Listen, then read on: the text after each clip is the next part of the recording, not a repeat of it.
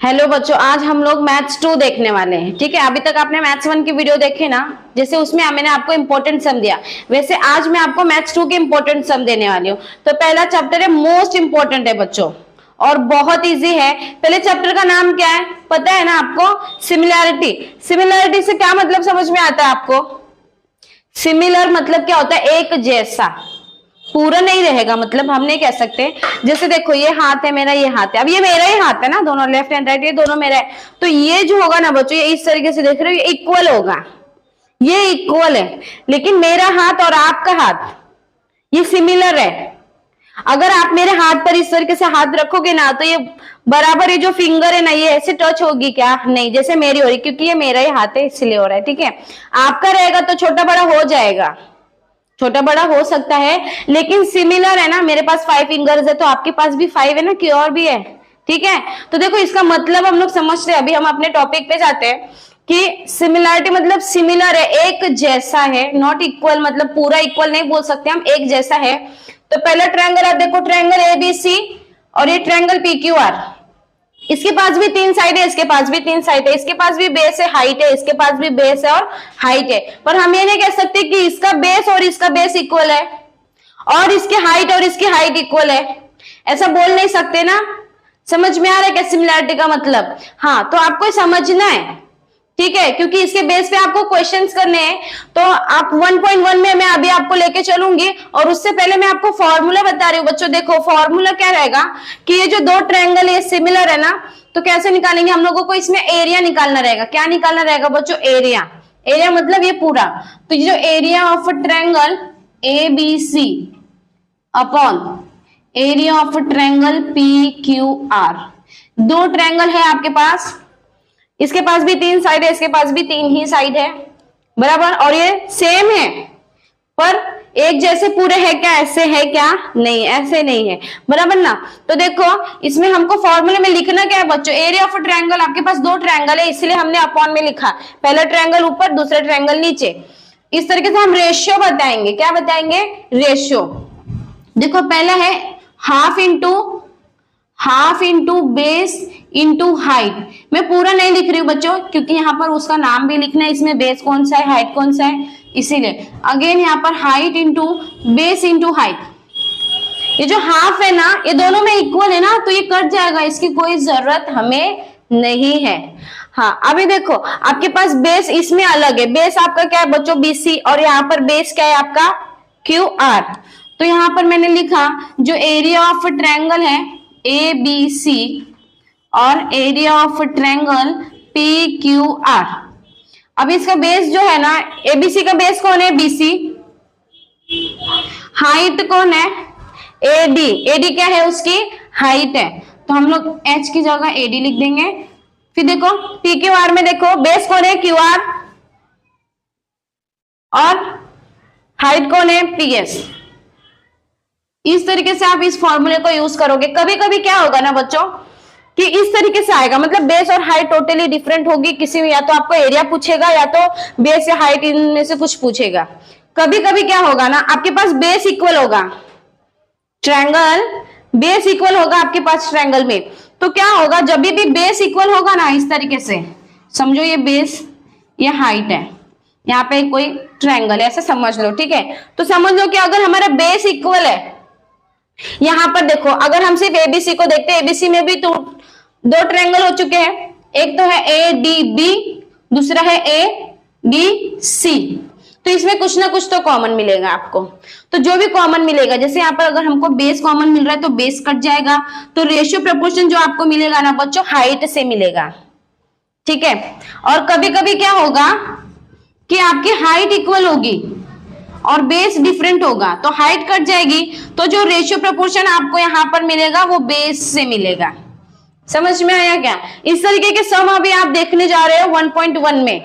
ठीक है, वो उतना इंपॉर्टेंट नहीं है, लेकिन आपका बेसिक है इसलिए मैं स्किप नहीं कर रही हूँ उसको, आपको मैं वो भी समझा रही हूँ। फिर हम डायरेक्टली 1.2 में जाएंगे। ठीक है, चलो देखते हैं आगे।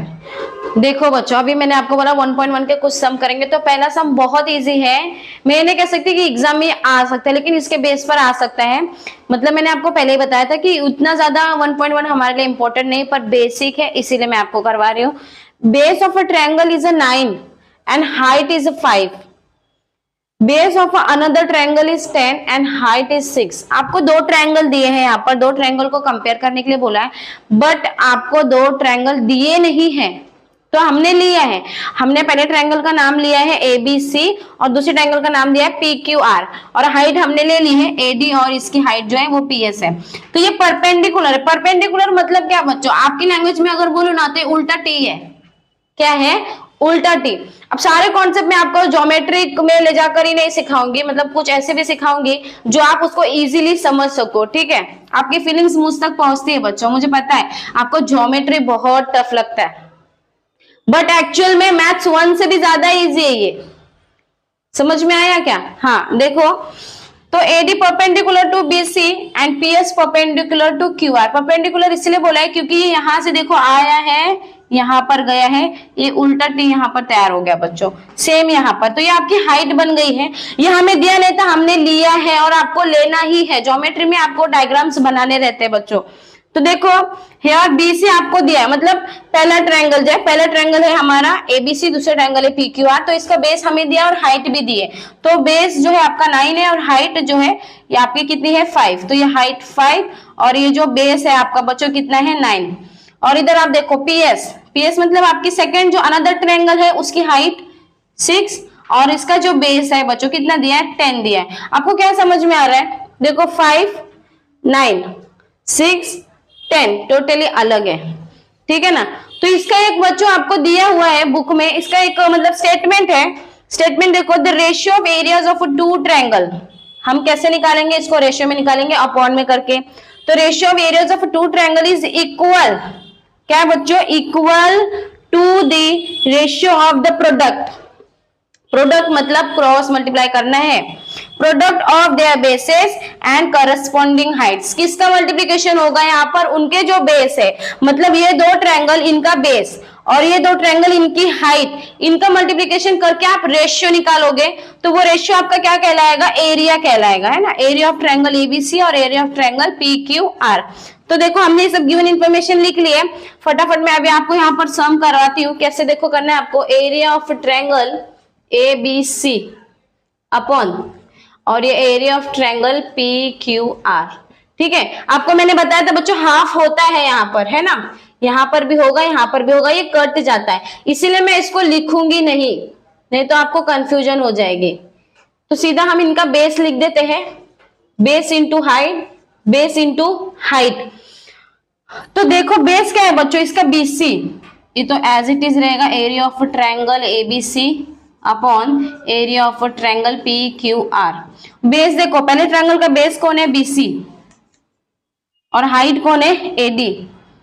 यहाँ पर हमने लिख दिया, मेंशन कर रहे हैं हम. इसका BC, इसका जो बेस है वो QR है और इसकी जो हाइट है वो आपकी PS है ना? अभी आपके पास वैल्यू है सबकी कि BC कितना है बच्चों? 9. BC 9 है, AD कितना है? 5. QR कितना है? 10 और PS कितना है आपका? 6. समझ में आ रहा है? अभी आप देखो कैलकुलेशन अगर आपको आता है, 5 1 जा 5, 5 2 जा 10, ये कट गया. तो हम क्या कर सकते हैं? सीधा इसको 9 लिखेंगे. 9 1 जा 9, 6 2 जा 12. अब ये दोनों किसके टेबल में आते हैं? 3 के. तो 3 3 जा 9, 3 4 जा 12. तो आपको रेशियो मिल गया ना? यहाँ पर देखो मैं लिख रही हूँ, लिखा नहीं था मैंने, वो मैंने आपके लिए रखा था, पर आप लोग इतने आलसी हो कि टीचर ने नहीं लिखा है तो हम भी नहीं लिखेंगे. तो ये area of triangle ABC upon area of triangle PQR आपको मिला 3:4. पूछा गया था, यही तो पूछा था, find the ratio of the areas of a triangle. तो हमें मिल गया, क्या मिला है? Ratio of areas of two triangle is 3:4. ये क्या है बच्चों? आपका आंसर है. समझ में आया? रेशियो में बताना था तो इस तरीके से हमने निकाला, हमको यही बताना था, हमने यहाँ पर ये बता दिया. आपको ये सम समझ में आया क्या? ठीक है, चलो आगे बढ़ते हैं. देखो बच्चों, क्वेश्चन नंबर 1 करवाया ना, क्वेश्चन नंबर 2 भी देखते हैं, बहुत इजी है, आपको हो सकता है तो 2 मार्क्स के लिए ये क्वेश्चन आ सकता है। तो देखो इन फिगर 1.13 ये वाला है, ठीक है। तो BC perpendicular to AB, AD perpendicular to AB। हाँ, अभी देखो आपके पास 2 ट्रायंगल है, मैं यहाँ पर आपको साइड में बताती हुई, देखो इस तरीके से, ये पहला ट्रायंगल है आपका ABC, ठीक है, और दूसरा जो ट्रायंगल है आपका इस तरीके से लिया बच्चों, इस तरीके से उल्टा लिया हुआ है, ठीक है। तो यहाँ पर है आपका A, D और B। क्या दिख रहा है आपको? देखो AB इसमें भी आया है, इसमें भी आया है, AB के डबल रोल है ना। ए वाला जो है ये बाकी सिंगल रोल कर रहा है, लेकिन AB जो है भाई डबल रोल कर रहा है, AB इसमें भी जा रहा है, इसमें भी जा रहा है AB। तो AB कॉमन हो गया, AB क्या हो गया? कॉमन। तो देखो मैंने गिवन इस तरीके से ही पैटर्न आपको लिखना है मैथ्स 2 में। गिवन जो भी आपको सम में इंफॉर्मेशन दी रहती है ना, वो सारी गिवन में लिख लेनी है, डायग्राम दिया रहेगा उसको बनाना है, फिर फाइंड आपको क्या करना है वो लिखना है, और फिर सोल्यूशन आपको करना है। इसी तरीके से पैटर्न फॉलो करना है। पैटर्न होता है ना, मतलब उसी हिसाब से आपको करना है। आप अपने मन से कैसे भी नहीं कर सकते, रैंडमली आप कुछ भी नहीं लिख सकते, ठीक है। गिवन में दिया आपने in triangle ABC and ADB, 2 triangle दिए थे, तो BC perpendicular to AB, AD perpendicular to AB, ठीक है। BC 4 और AD आपको दिया 8, गिवन था ये लिखा। फाइंड आपको करने के लिए बोला था ट्रायंगल ABC का एरिया और ट्रायंगल ADB का एरिया। मतलब पैटर्न से लिखेंगे तो थोड़ा सा अच्छा दिखता है, ठीक है ना। आप कहीं जाते हो तो अपने आप को कैसे मेंटेन करते हो? सब कुछ मैचिंग चाहिए ना आपको, क्योंकि आपको आपका प्रेजेंटेशन अच्छा देना है। कहते हैं ना first impression is the last impression, इसलिए आपको अच्छा पेपर रखना है, ताकि जो आपका पेपर चेक करेंगे वो खुश हो जाए आपसे और आपको अच्छा मार्क्स दे। तो देखो हमने लिखा सोल्यूशन में हम लोग को क्या लिखना है, इन triangle ABC and triangle ADB have a same base. कैसे? मैंने आपको बताया, इसलिए मैंने ये 2 ट्रायंगल है अलग अलग यहाँ पर बना लिए। देखो AB यहाँ पर भी आ रहा है, AB यहाँ पर भी आ रहा है, दोनों जगह आ रहा है। तो AB जो है वो सेम बेस है, बेस, ठीक है। तो उसका रीजन देखो बच्चों, area of a triangle with equal bases are proportional to their corresponding height. अभी यहाँ पर बेस सेम है, इसलिए हमने इक्वल बेस लिखा। अगर हाइट सेम होती तो क्या लिखते? Equal height. और ये किसके प्रोपोर्शन में जाता? फिर बेस के जाता। अगर हाइट इक्वल रहेगी तो बेस के जाएगा, बेस इक्वल रहेगा तो हाइट के जाएगा। ये 2 ट्रायंगल आपको समझ में आए क्या? ठीक है, देखो इसको मैं इरेज कर रही हूँ, आगे का सम करना है। देखो इस तरीके से हमने लिख लिया, फॉर्मूला लिखेंगे, एरिया ऑफ ट्रायंगल ABC और दूसरा एरिया ऑफ ट्रायंगल ADB, ठीक है। हाफ तो आपको ऑलरेडी कट जाता है, ऊपर भी हाफ रहता है। देखो मैं पूरा लिखूंगी, आपको बताऊंगी किस तरीके से। ये half into base into height, ये कट जाएगा, ठीक है। तो इसका मतलब नहीं, मैंने इसको काट दिया, टोटली इसको हटा ही दिया मैंने, ठीक है। फिर आपके पास देखो इन्होंने क्या बोला है, बेसेस इक्वल है, ठीक है। तो पहले हम लोग बेस का जो है वो लिख देंगे, बहुत ज्यादा दूर हो गया है, इधर देखो, ठीक है, बेस इंटू हाइट। तो ये जो है हमारा एरिया ऑफ ट्रायंगल ABC और ये एरिया ऑफ ट्रायंगल ADB, ठीक है। बेस देखो क्या है, AB और इसका भी AB। मैंने आपको अभी जो डायग्राम थे अलग अलग करके बताए थे दोनों, तो आपको समझ में आ गया है। तो हाइट जो है ना, अभी हाइट देखो, ये जो ट्रायंगल है ट्रायंगल ABC, इसकी हाइट जो है ना वो BC है। कितनी है? BC। और जो ट्रायंगल है आपका ये वाला कौन सा? ADB वाला, तो इसकी हाइट है ना बच्चों वो AD है, AD, ठीक है। तो बेस इक्वल है ना, तो ये तो कट जाएगा, इसकी हमें जरूरत नहीं है। अभी आपके पास क्या बचा है? BC और AD। तो इसकी वैल्यूज है आपके पास, BC कितना है? 4, AD कितना है? 8। BC 4, AD 8, कटेगा ना? हाँ, 1:2 का रेशियो मिलेगा आपको, 1:2। तो area of triangle ABC upon area of triangle ADB आपने फाइंड कर लिया है। ADB कितना मिल रहा है? 1:2। देन फाइंड द रेशियो बोला था ना, find the area of triangle ABC upon ADB। तो therefore area of triangle ABC upon area of triangle ADB is 1:2। तो आप इस तरीके से भी लिख सकते हो। समझ में आया? ये आपका आंसर है। आपको पूछा क्या था? Find the area of triangle ABC and area of triangle ADB. तो 1.1 है ना, मैंने आपको कंप्लीट करा दिया है, ठीक है।